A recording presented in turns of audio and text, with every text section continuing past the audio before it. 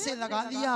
बोलिए भक्त वत्सल भगवान की जय। दौड़ करके सुदामा को गले लगा लिया। सुदामा के नेत्रों से आंसू बह रहे थे। कन्हैया ने आंसू पोंछे, लेकर के आए, आकर के सुदामा को अपने सिंहासन पर बैठा दिया और स्वयं भगवान चरणों में बैठे। रुक्मिणी ने देखा, इशारा किया, कौन है? क्योंकि अभी तक जो आता था वो आपके चरणों में सर झुकाता था, तो आज आप इनके चरणों में सर रख करके बैठे। भगवान बोले, हमारे मित्र हैं, पंडित जी हैं, जल लेकर के आओ, इनके चरण धोने। रुक्मिणी जल लेने के लिए गई, आने में कुछ विलंब हो गया। भगवान का हाथ सुदामा जी के पांव में गए। भगवान ने सोचा जल आएगा तब पैर पखारेंगे। अरे जब तक पैर धो नहीं रहे लाओ तब तक पंडित जी के पैर छू ही लिए जाए। सुदामा के पैर छुए भगवान ने। सुदामा के पांव में कांटे लगे हुए। सुदामा के पांव में कांटे लगे हैं, बड़े बड़े कांटे लगे हैं। ये कांटे हैं कौन? एक भाव, सुदामा जी के पांव में जूता चप्पल नहीं था, नंगे पांव आए तो इनके पांव में जंगल के कांटे लग गए।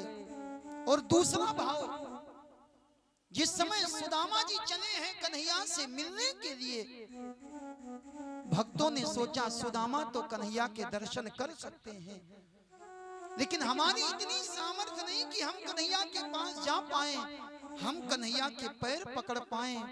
तो जितने भक्त थे सारे के सारे भक्त कांटा का रूप बना करके सुदामा के पैरों को पकड़ लिया। सुदामा, हम नहीं जा सकते, लेकिन तुम्हारे माध्यम से हम भी पहुंच जाएंगे।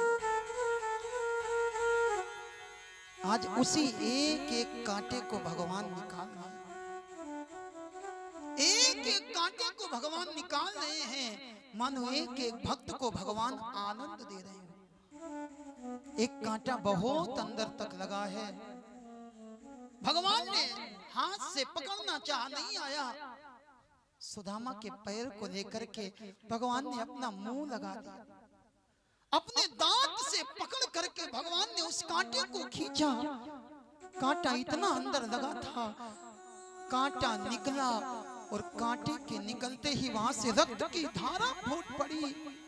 रक्त निकलता देखा तो मेरे गोविंद के नेत्रों से अश्रु की धारा प्रवाहित हो गई। देखी सुदामा की दीन दशा, करुणा करके करुणा निधि दो। साधारण नहीं रोए, इतना रोए कि पानी परात को हाथ छुयो नहीं, नैनन के जल सो पग धो।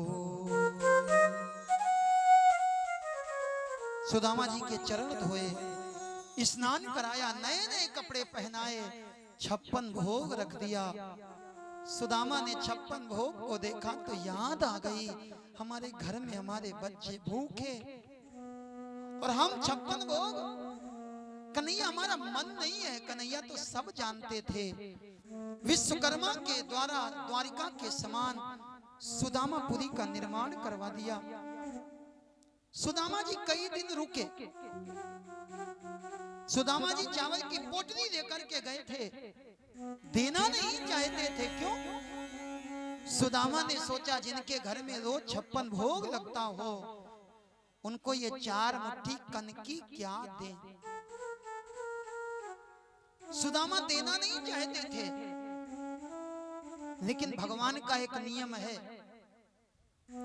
आपके पास जो भी भगवान के हिस्से का है वो भगवान ले लेंगे। प्रेम से दोगे तो ठीक है, और नहीं तो भगवान छीन के ले लेंगे। आज भगवान ने सुदामा की पोटली को छीन लिया।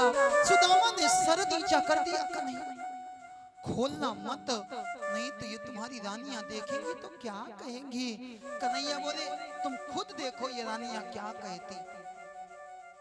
पोटली को खोला, कन्हैया जी ने चावलों को खाना प्रारंभ किया। एक मुट्ठी चावल खाया, दो मुट्ठी चावल खाया और रुक्मणी ने हाथ पकड़ लिया। रुक्मणी ने हाथ क्यों पकड़ा? लोग कहते रुक्मणी ने हाथ इसलिए पकड़ा कि कन्हैया ने दो मुट्ठी चावल खा करके दो लोग की संपदा सुदामा को दे दी। रुक्मणी बोली अगर तीसरी मुट्ठी खा लोगे, तीनों लोगों की संपदा अगर सुदामा को दे दोगे तो महाराज हम कहां रहेंगे? लेकिन रुक्मणी ने हाथ क्यों पकड़ा?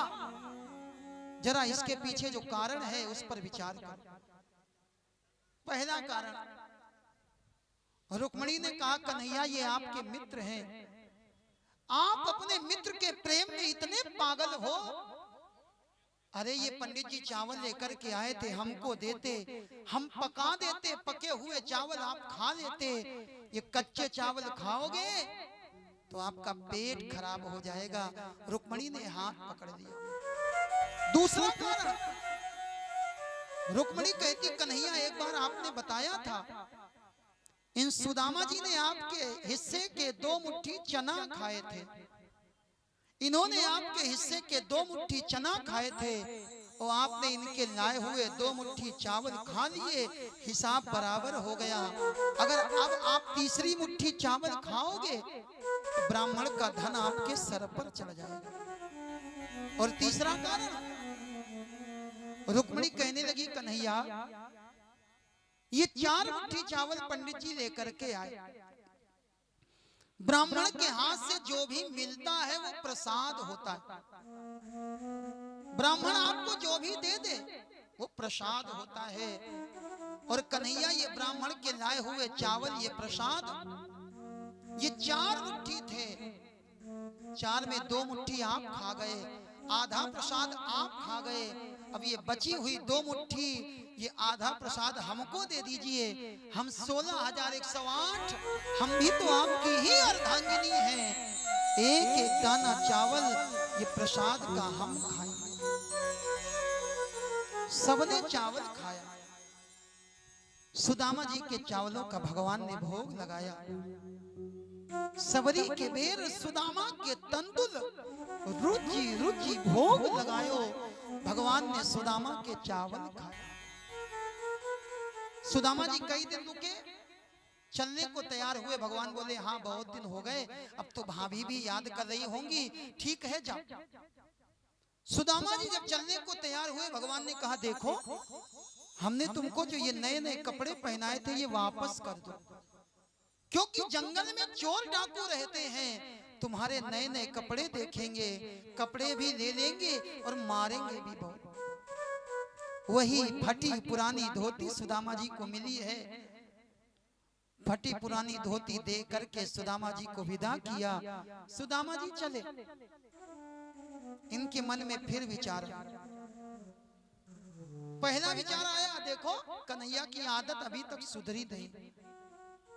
पत्नी के कहने पर हम आए, 4 मुट्ठी चावल लाए, हमारे 4 मुट्ठी चावल खा भी लिए और हमको दिया लिया भी कुछ नहीं। अरे इतनी दूर आए थे, कुछ तो देता, अरे न देता तो कम से कम चावल लेता तो ना, एक दिन का भोजन तो होता। सुदामा बोले कन्हैया ने हमें कुछ नहीं दिया। लेकिन दूसरे ही क्षण विचार बदल गया, कन्हैया तुमने बड़ी कृपा करी जो हमको कुछ नहीं दिया। अगर तुम कुछ दे देते तो लोग ये नहीं कहते कन्हैया का कोई मित्र आया, लोग कहते कोई मांगने वाला आया था जो आकर के कन्हैया से मांग करके ले गया।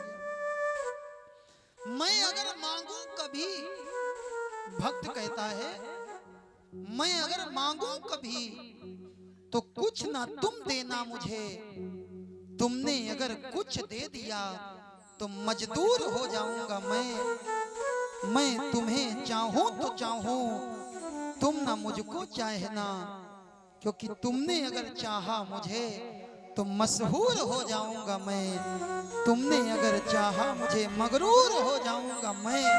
सुदामा जी चले आ रहे। बहुत अच्छा किया कन्हैया, कुछ नहीं दिया। तुम जिस हाल में रखोगे हम उसी हाल में आनंद लेंगे। लौट करके आए। आज द्वारिका के समान सुदामापुरी का वैभव देखा।